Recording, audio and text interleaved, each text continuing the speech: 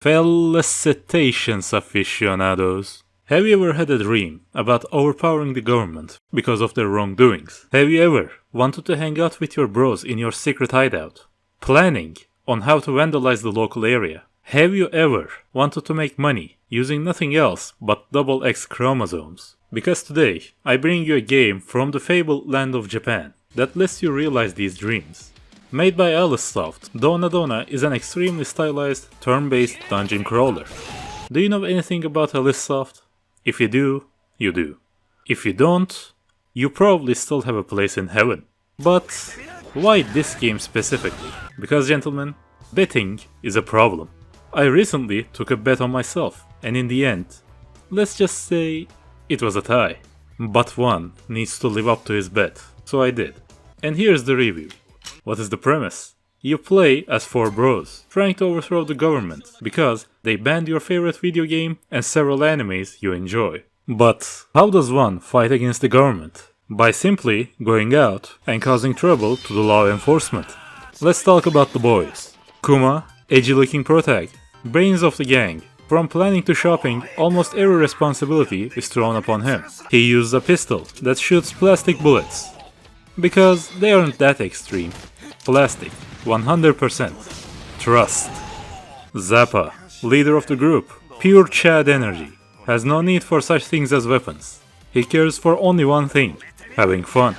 His plans to vandalize include eating through an open buffet, jumping in the middle of a running contest with a flag to protest, only to accidentally win, trying to parkour to gain access to heavily guarded places, which almost kills him.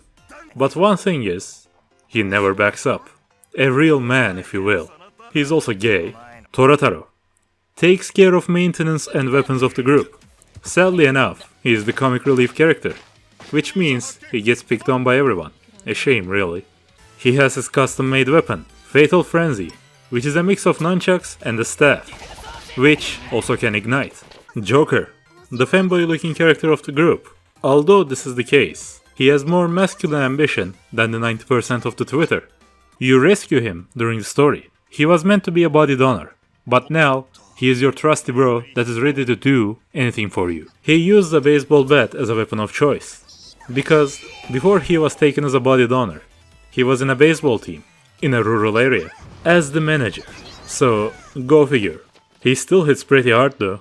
Addition to the bros, there are also some filler characters in Nayuta that I'm not very familiar of. But why become an underground crime gang without any competition? In Asogi City, there are 2 more groups you need to worry about, Shinonome and Flat. Shinonome is basically Yakuza, but with a samurai theme, while Flat are just circus clowns that like going to disco.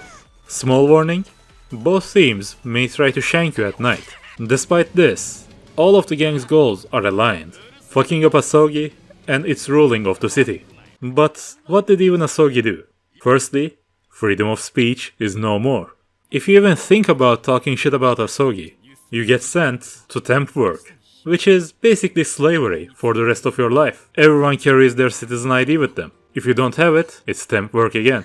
Normal cash isn't even a thing anymore. You buy everything with Asogi points, which is registered to your citizen ID. In background, there are body donors for rich people, bioweapon researches, and quite a lot of firearms production and import.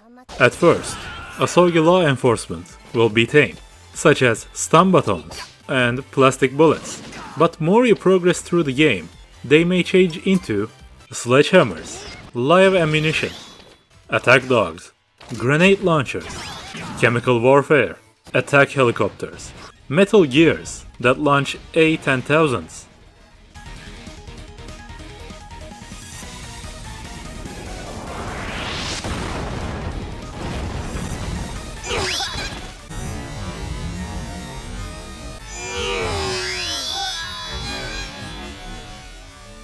You get the idea. Asogi City is considered so special that they call anywhere else than the city the outside, with a capital O. The reason anti-ESO gangs exist is that all of them hate how people think they live in basically the utopia, and they simply want to put a stop to it. Let us get to the gameplay to learn how. Dohna works with a day system. Each day starts with a hideout phase and a phase of your choosing. During the hideout phase, you can check your talents, which will be explained later, check your squad, and shop for consumables and equipment. You can also choose a gang member to hang out with once every day. Doing so will give feeling points to the character. When you pass certain thresholds with the feeling, you unlock events with the characters, which, when completed, would either unlock new skills or buff their stats. Just a heads up, I read it somewhere that the arrow events have some kind of jump scares in them, so I advise against clicking on them. After you are done hanging out with your bros, you go to the next phase, which gives you two choices: hustling and hunting.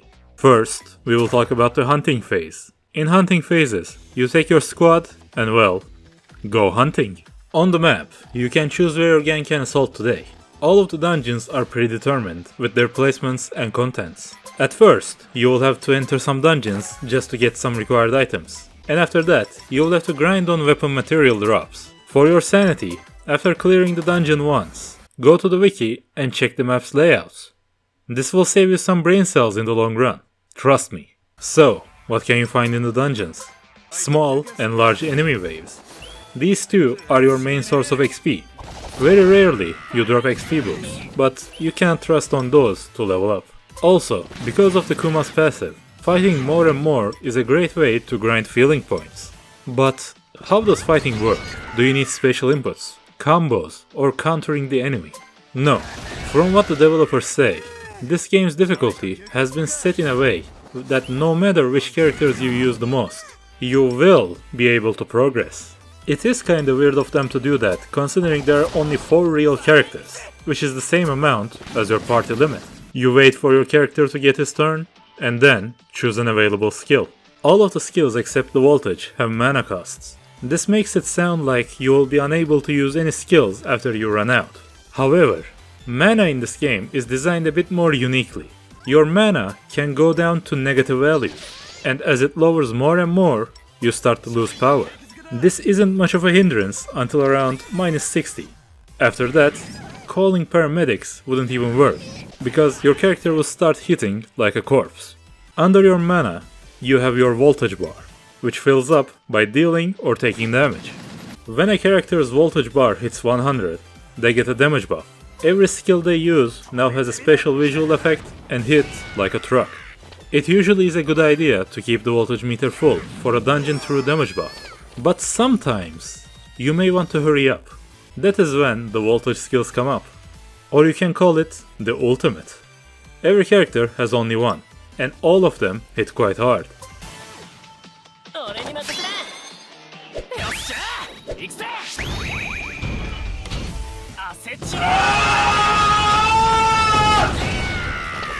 When you run out of resources, always remember to use your items during and in between battles. There even is an item that is purely made for skipping turns. Other than fighting, you can find items, which you will come back to the same dungeons time and time again for. And lastly, during dungeons, you can find talents. When you find talents, you are there to Dohna them. What does it mean to Dohna? To put it simply and family friendly, kidnapping them. To do this, you need to knock them out as the last character of the enemy team. If you progress with Joker enough, this stops becoming a requirement. When you successfully convince them to come with you, they appear in your garage. Here, you can check their stats and traits, then decide if you have a use for them or not. If you see one that is talentful, you simply take them in. If you think they are devoid of any kind of talent, still take them in. Because even the near-dying flowers may blossom one day if they are cared enough, but sometimes you simply won't have enough room. In the talents screen, you can see all of the stats your talents have, and choose to train or use items on them to develop their stats. You only have a limited amount of energy every day. Carefully choose which talents you will interact with. But what do you need talents for? You see, leading a crime organization, usually speaking, isn't free. Hell, not even cheap. So, you need to hustle. And if you know about how crime works, they get their money one way or another. In this case, we use our talents to sustain ourselves. How do we use them? Simply by playing a matching minigame. Think of it as going through Tinder, but one side has no say in the next step. During the matching minigame, you will have competition. You need to appeal to the clients more than them to get the cash flowing. While some of the clients have certain preferred types of talents, some are just down bad that their pants are already white. If they want a trait on the talent and you can provide, they will most likely go for it. If there are no traits, then it all comes to the looks of your talents. Talents have 3 stats that serve different purposes. Looks. This stat is mainly for pulling in your clients. If your talent has a better looks stat than your competition, you will most certainly win your client over. Technique helps your talents communicate with your clients. Better communication nets more income. Mental. This stat shows how stable your talent is. Every time they are matched, it goes down drastically. And if you let their mental hit rock bottom, they become broken. In this state, mental won't regenerate. And even though they still can work, your earnings with them will always be 100 yen, which is practically nothing. If that happens, you might as well say your farewells when you find a replacement. Mental can only be regenerated by 3 things. Gifts, which you need to luck out to find in dungeons and the shop. Talking, which you need to luck out 2 times for a mental and high amount boost. Client gifts, which you need to luck out by finding a client that gifts mental up. Right, clients can gift traits to your talents. These can be useful for you if they are pure stat boosts, or cute, playful, etc. Or they will be feeling a bit funny that day and will teach them to self-hate, or gouge their eyes out. I would feel ashamed if I wasn't getting paid. Now, even though I said one side has no say in the matching, you can still manipulate the order by showing a talent with low looks. But why would you do that? Firstly, you can skip clients that have gifts that you don't like. But more importantly, clients have a range of income, and doing business with a D+ salary citizen is very unappealing. One last thing about talents. You probably realize there are pill icons on your talents. Their pill situation helps them stay in their peak game. If you don't give them any pills when they need it, and then match them, they may start to carry another life in them, which would start to tire them out after every match. I usually said farewell to the ones that slipped by, because our contract clearly states room for 1. Tough luck. And lastly, to continue the main story of the game, you will be given objectives. Be sure to complete them. This is around all you need to know about the gameplay. Let us appreciate some art assets. Firstly, style and animations. In no other game of this genre, I have seen animations up to this quality, at least for ones I played so far. Even in the developer interview, when they talk about the animators, they usually end the sentence with "Rest in peace." This should tell how much work was put on the animations. And the OST? As the Beethoven once said, if it has tits, it's a banger. Let's hear some examples.